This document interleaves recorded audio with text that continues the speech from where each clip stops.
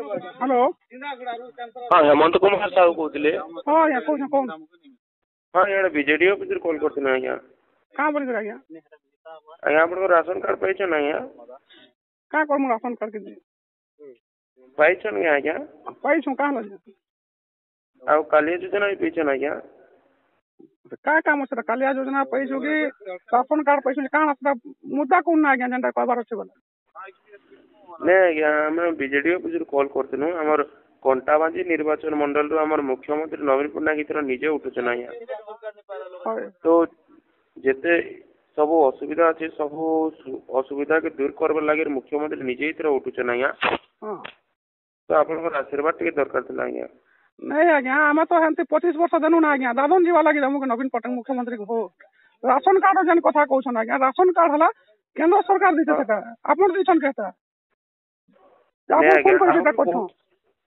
ଆହୁରି ବହୁତ କିଛି ସୁବିଧା କରବାର ଲାଗି ମତେ ମୁଖ୍ୟମନ୍ତ୍ରୀ ଆଜ୍ଞା ନିଜେ କହୁନ୍ ତମକୁ କାଁ ସୁବିଧା କରୁଛନ୍ ମୁଁ ଗୋଟେ ଜିନିଷ ଖାଲି କହୁନ୍ ଆପଣ ମୁଁ ଗୋଟେ ବହୁତ ଜିନିଷ କିଛି କହୁନ୍। ସୁବିଧା ହେବା ଆଜ୍ଞା ହଁ ବହୁତ କିଛି ସୁବିଧା ହେବା। କାଣା ସୁବିଧା କରୁଛନ୍ ମୁଁ ଗୋଟେ ଜିନିଷ ଖାଲି କହୁନ୍ ଆଜ୍ଞା ଏଇଛନ୍ ତ କାଣା ସୁବିଧା କରୁଛନ୍ ଦାଦନର ତାର ମାନେ କି ଗଡ଼ 25 ବର୍ଷ ଶାସନରେ କିଛି ନାଇଁ କଲ ତମେ ବୋଲିକରି ବାଧ୍ୟ ହେଇକରି ଆମେ ତାର ମାନେ କି ଆଜି ପରିବର୍ତ୍ତନ ସ୍ୱର ତାର ମାନେ ଟୋଟାଲ ଓଡ଼ିଶା ତାର ମାନେ ହଉଛି। ନାଇଁ ଆଜ୍ଞା ସେ ସବୁ ଅସୁବିଧାକେ ଦୂର କରବାର ଲାଗି ଆଜ୍ଞା ନିଜେ ଏଥର କଣ୍ଟାବାଞ୍ଜି ନିର୍ବାଚନ ମଣ୍ଡଳରୁ ମୁଖ୍ୟମନ୍ତ୍ରୀ ନିଜେ ଉଠୁଛନ୍ ଆଜ୍ଞା।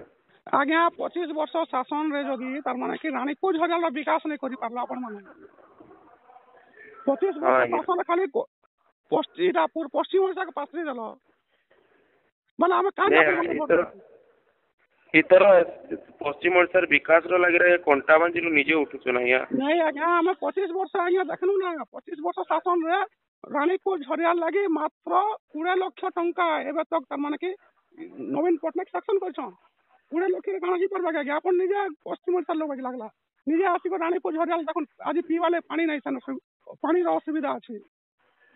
ହଁ ଆଜ୍ଞା ଆପଣ ଜାଣିପାରୁଛନ୍ କି ଜାନ ପାଣିର ଇଲେକ୍ଟ୍ରିକ ସୁବିଧା ନାହିଁ ନା ଠିକ୍ ଅଛି ଆଜ୍ଞା ଏସବୁ କଥା ଆମେ ଉପରକୁ ପହଞ୍ଚେଇ ଦେବୁ ଆଜ୍ଞା।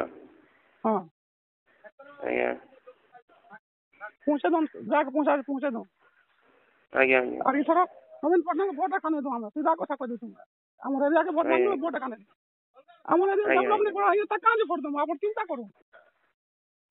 ଆଜ୍ଞା ଆଜ୍ଞା ଆଜ୍ଞା ହଁ ବହୁତ ବହୁତ ଧନ୍ୟବାଦ ଆଜ୍ଞା।